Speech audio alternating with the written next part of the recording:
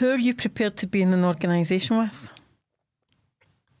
So are you prepared to be in an organisation fighting on housing, on economic issues, on redistribution of wealth, on anti-racism, on communities being given more power, on taking back public ownership of land, and all those things, if the people that you're in the organisation with agree with you on those issues but don't agree with you on abortion, or don't agree with you on trans rights, or don't agree with you on gay marriage, what's your attitude to that?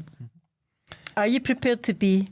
And there's a cleave. And I think there's a lot of young people who I love dearly, and I meet them for coffee and we have a chat, and I meet them in the pub as well. And I'm not sure at this stage that they would do that. They would see it as a betrayal of their principles. For what it's worth, I think that's a mistake, because I think what you have to ask is, how do you win over people to your view when you've got so much else in common? And people come into activism or start campaigning and things, and where they start and where they end up in the road of the journey over the years is two different places. Francis Curran came out of Berlanark and Greater Easterhouse in the 80s is very different, Francis Curran, from I am now.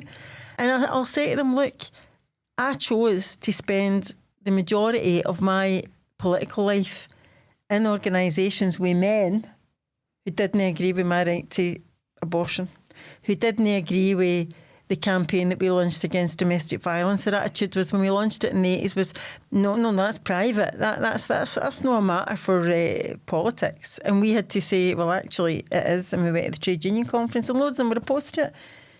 Now it's become, accepted. And I think we need to have some of those conversations if we want a broad movement that's going to actually challenge reform voters